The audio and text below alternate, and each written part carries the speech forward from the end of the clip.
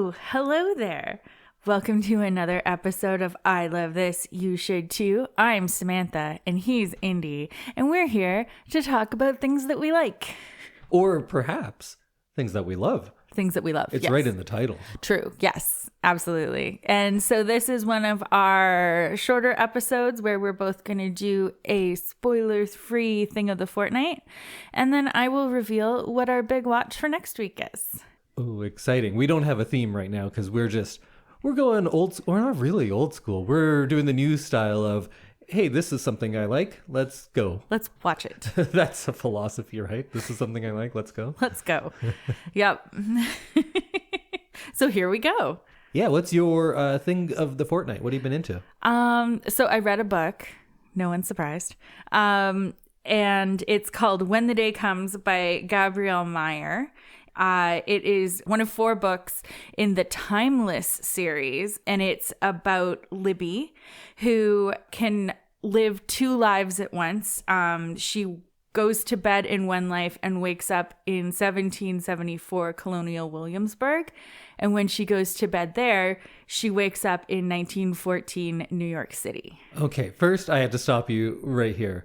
Have you either talked about this book before or something that has an almost identical plotline?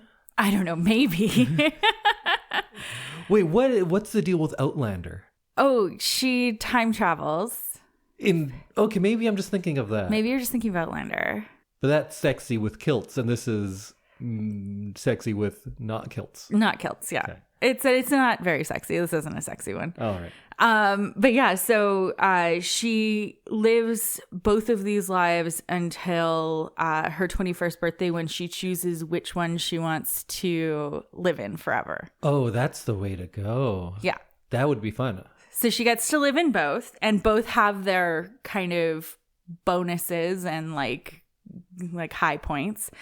Her mother is in Colonial Williamsburg with her 2 sisters who are not time travelers. And her mother chose to stay in Colonial Williamsburg because she was pregnant with her children. Oh, I wouldn't choose that one. You wouldn't? No. Oh. I'd go more modern. Yeah.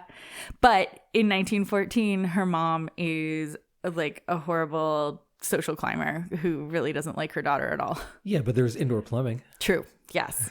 And I believe electricity. 1914? Yeah. Depending on where you live, yeah. True, yes. But they are very rich. So then, yeah. Yes. So she goes back and forth, and she is really set on one timeline over the other until something happens, and she has to decide where she wants to live forever and what she wants to do. So it was fun going back and forth and it was almost like a pros and cons list that she was building throughout the book. And then you kind of, as the reader, decide like, this one sounds like way better. And then she makes her decision, and there's a really fun twist at the end. And I'm not going to tell you what it is because it'll ruin the book. That makes sense. But I really enjoyed it, and I kind of thought I knew where this was going. And then in the last 200 pages or 100 pages of the book, there's this big twist, and it's a really lovely way to end the book. But then this is part 1 of a series? Yes. So is it the same person? She's in it. Okay. Yes. But it's another time traveler later? It's another time traveler later. All right. So she's in, Libby is in the second book, but is not like the main character anymore. Do you know if it's a similar circumstance where someone has to pick between 2 lives? Yes.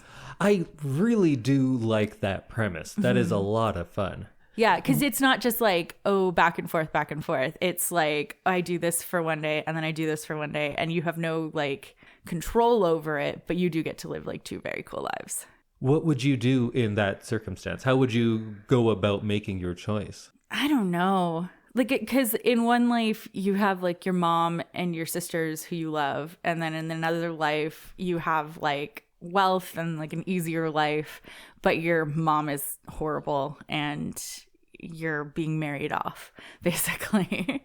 I would, in the past life, try to hide treasures for myself in the future to be rich from, because I'd have all these artifacts. Yeah. And then learn stuff in the future that you could use in the past, where you would appear like a genius, although you run the risk of being a witch. True. Yes. Which is always a concern. It is always a concern. And every day of my life, I'm like, oh, I hope people don't think I'm a witch. But yeah, you can't try and change either timeline, or else you get stuck in the other timeline forever. So you've like made your choice then. Oh, okay. So if anybody's like, so there's someone out there that there's a cosmic referee to this. yes, Okay, well that makes it trickier. There's and like- she knows the rules? yes, Who tells her the rules? her mother Okay. because she's from a line of these. Yes, so this is like a thing that happens in their family. Gotcha. And you're like marked with a birthmark, so your mother who gave birth to you like knows that you're this is a time baby. Yeah, because you also have the same birthmark. One of those time babies. You hear Those so much time about. babies.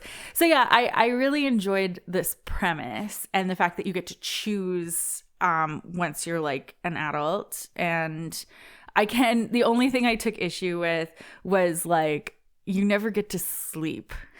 I like how the downside to you is the upside to me, which Yeah. seems right, because I was just thinking like this would be great because you get to learn twice as much in your life, and you look at it as being terrible because you get to sleep not as much. Yeah.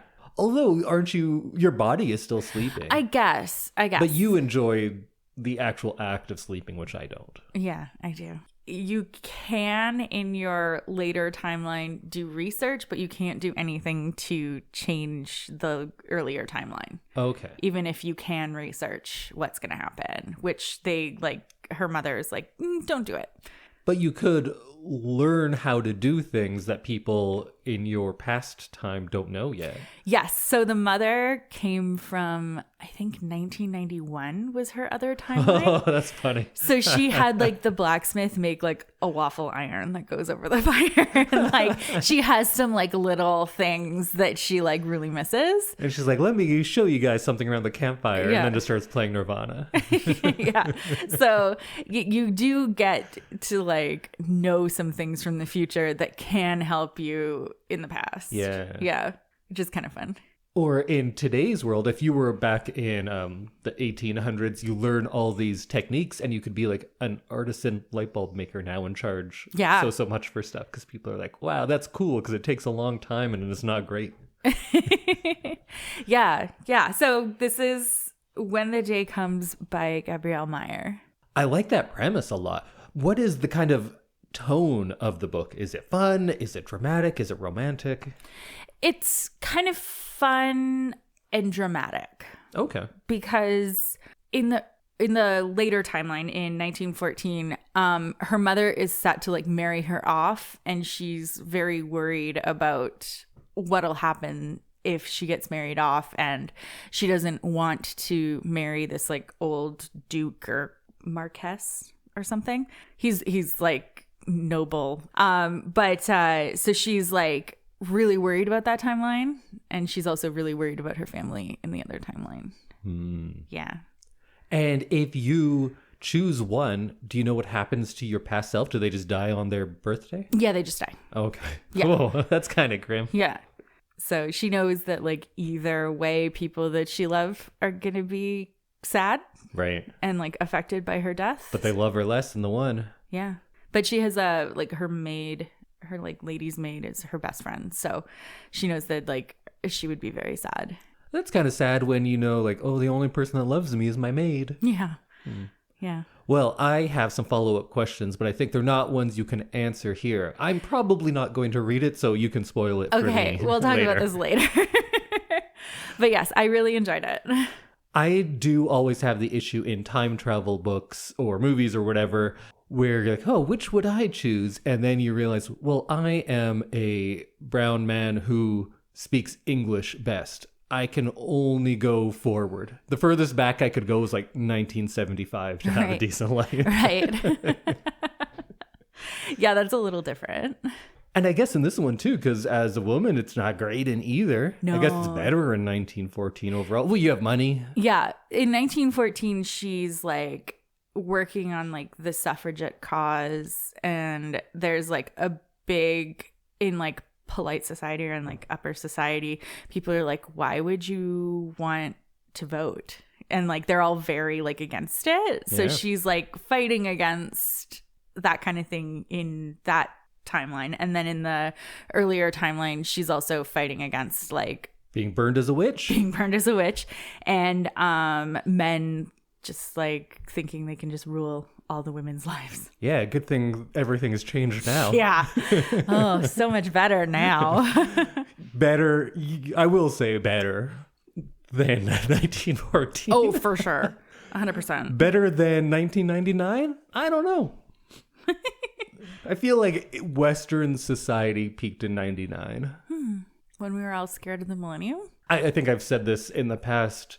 I didn't remember it being like that, but I felt like that was the last kind of big scare that wasn't overtly political. Right.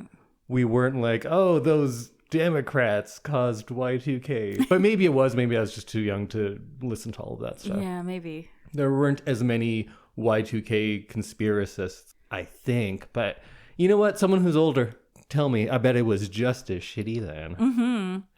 Indy, what's your thing of the fortnight? My thing is the television series Mad About You. Ooh. Do you know Mad About You? Kind of, just in that it was in reruns and I saw, bits and pieces of it. Sure. This was a show that I probably was too young for. Not that it is a very adult show, but it is a show about a married couple, and for whatever reason, as a 10, 11-year-old, I was really into it. And then we got one of those free streaming things. I was flipping through channels and it had Mad About You. And I was like, I remember liking the show a lot. But I kind of, popped in and out as a probably 10 through 15-year-old when it was first on the air, and hadn't really gone back because how and why would I? And so I rewatched the entire series, and you know what? Very good. I really like Mad About You. So it debuted in 1992, and it ran for 7 seasons right up until the end of 99. So it is very much a 90s TV show. But then in 2019, 20 years later, they did an 8th season. Oh. And it was a very strange thing. Not the season being very strange, but that's a thing that keeps happening now because we're just very adamant that we have no new ideas. So right. We'll just bring back whatever. And I was joking with someone I can't remember what had a new season, and it seemed so dumb that it's oh, why don't they do a new season of Mad About You? And then they said they did. Oh. And that made me also want to go back and rewatch it all. Did you watch the new season? I did. And? We'll get there. Okay. So Mad About You was a pretty big sitcom in the 90s because it had 7 seasons then. It won something like 12 Emmys, a Peabody Award. It had Paul Reiser, who was a pretty well-established comedian and had been in movies and other things, and was kind of the introduction of Helen Hunt. Right, yeah. She had done other things, but this was the big break. There are so many TV shows, maybe even more now than there were then, where it is a male comedian who is paired with a female actor, and he gets to be funny and wacky, and then she is somewhere between the reasonable, reactionary voice of the audience or just a straight up stick in the mud. Yeah. And that wasn't the case in this one. So they are a recently married couple. He is a Jew from New York. She's a WASP from New England, although they never really actually say anything about their religions, but it's pretty clear. It was very big in that time to classify yourself like that. Yeah. Yeah. It's now thing. It's not as much a thing, I think. I remember showing you episodes and you were like, why is that character like that? And I was like, oh, you haven't watched 90s sitcoms where there's the wacky Jewish uncle who's big and over the top and doing this. And that was just a character that I grew up with. Oh. He's a filmmaker and she's in public relations, and it is about their relationship more than anything. It's pretty much a standard multicam sitcom, but it's surprisingly innovative and inventive, I thought, upon rewatch, because I don't expect much from this type of show, a sitcom. I don't watch anything with a laugh track. I can't remember the last time. I can't watch anything with a laugh Wait, track. does this have a laugh track? You know what? I'm not even sure. Oh, it must, because it's a must. 90s sitcom. But they are often trying things that a lot of other shows aren't trying. Like in the first season, there's an episode that the full thing takes place on a train car to an event and then on their way home from the event. But we don't get to see the event. We just hear them talk about it. Oh. There is an entire episode where they're getting ready in the morning and the doorknob falls off their bathroom door and they get locked in there. And the whole episode's just them chatting in the bathroom, trying to get out sometimes, but sometimes just talking. Later on in maybe it's the 6th season, there's this one episode where now they have a baby. They're trying to make the baby sleep through the night and not go in and check on her when she's crying. And they just wait outside the door. And the whole episode is one shot with no cuts about them like debating, should we go in? Like, what kind of person does that make me? And the stress of being a new parent and going through all of that. And Cry It Out was a big thing in the 90s. I'm going to start telling people that more often. If they're complaining about something, I'll just be like, why don't you just cry it out? I don't know how well that'll go for you. Well, it's probably going to be to you, so you tell me how well it's going to go. I can already tell you it's probably not going to go that great. Well, why don't you cry it out? Oh my God. And then they do like a lot of good character work that you often don't get on sitcoms. Like they spent almost a full season when the characters are moving further away from each other and they debate having affairs to different extents. And it does talk about like the difficulties of being in a relationship. They spend a whole season on their struggle to conceive a child and fertility issues. They fight like a good bit. Sometimes they realize how silly they were and they make up at the end of the episode and no big deal. And sometimes it's very serious and feels very grounded in reality. And sometimes it's just funny and they banter and they fight for, you know, the humor of it, which is more common in sitcoms. And the banter, I think, is probably one of the strong suits of the writing and really in this pair. Both Reiser and Hunt, I think, are very good together. And I think it's great because he is a pretty good actor for a stand-up comedian, and she is very good at comedy and gets to do like even some physical comedy and things like that. So they both were kind of elevating the other's performances. And for so much of the show, it is just the two of them. So you can't really hide a weak performance. Okay. And it seems really honest and grounded. It's big, of course, at times. Like, it's a network sitcom, so it's going to be big and silly. A lot of the times, people are going to fall over things, I'm sure. But the stuff that sticks out to me is all of the small stuff. And I think it's relatable to anyone who is living with their partner at any stage of their relationship. Because at the beginning, you get all of those new things. And then as the show gets on, they kind of start, like, grating on each other for things that have been going on for years.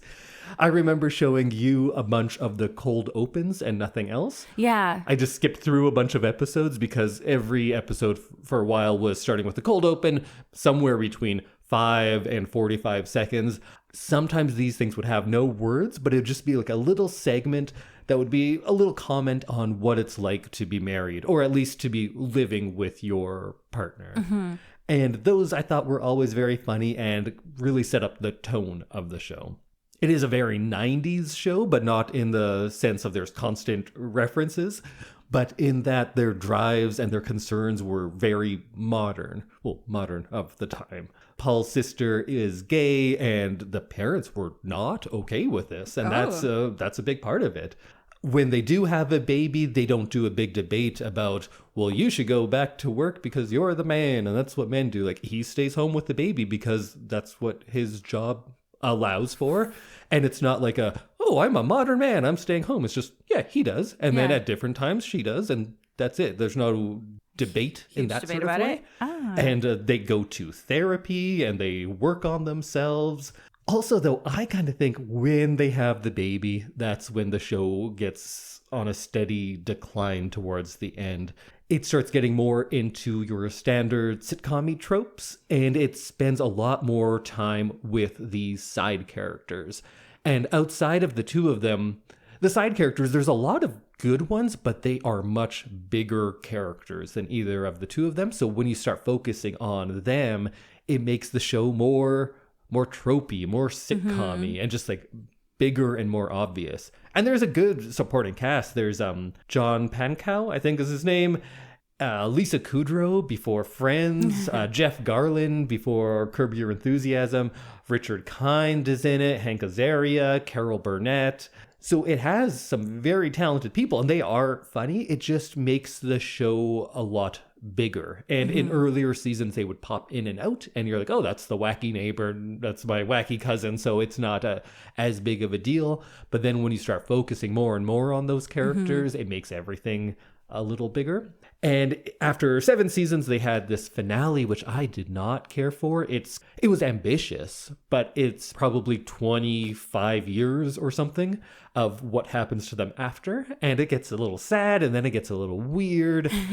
But then when they released this new season in 2019, they pretend that finale never happened. And the season kind of does what that finale did, but over a season, and takes it in a different direction, but is of the same sort of thing, because that child they had is now going to university. Oh, big jump.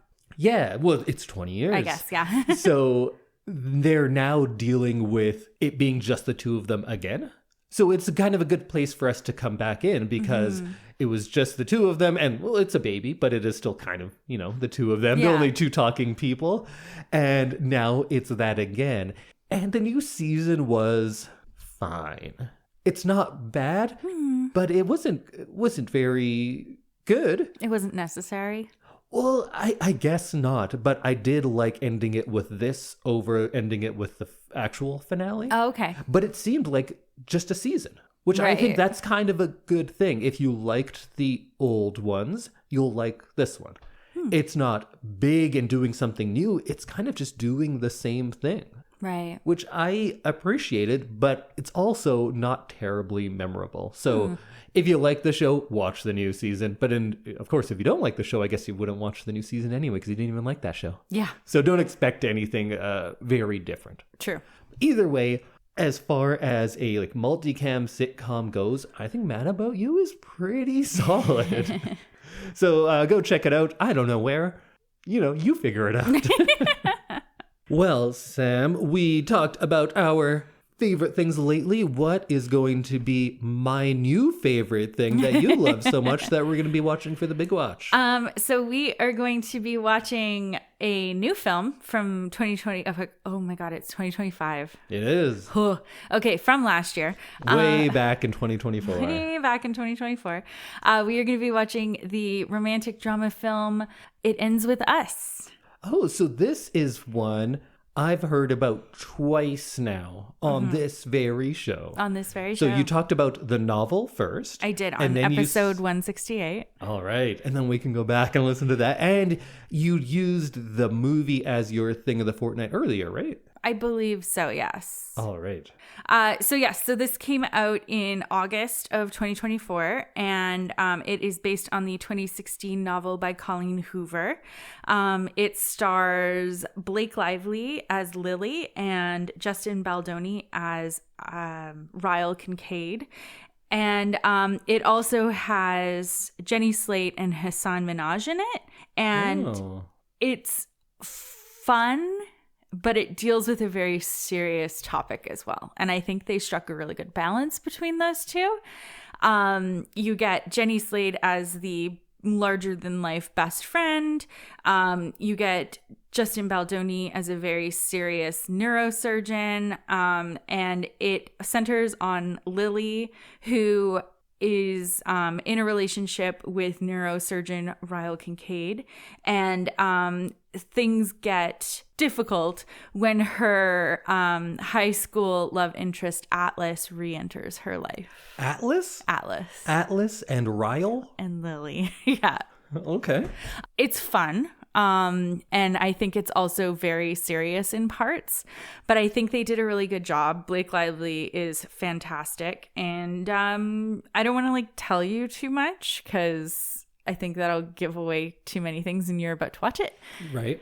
But I definitely want to let everyone know that there is physical domestic violence in this movie. So all right. Just watch out. It's not quite as graphic as the book. I think just because of like ratings and stuff. But I definitely recommend it as a watch. So we're going to watch it for next week. Do you know if this is available anywhere for streaming for folks?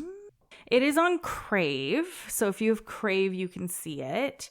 And then it's available for rent pretty much everywhere. Yeah, so it's available places. And if you need a copy, send us a message. Oh, yeah, we can do that too. We're going to be watching 2024's It Ends With Us. I'm happy that I don't remember too much from your pitch as the thing of the fortnight. So I'll just go into it fresh. The big question is, how long is this movie?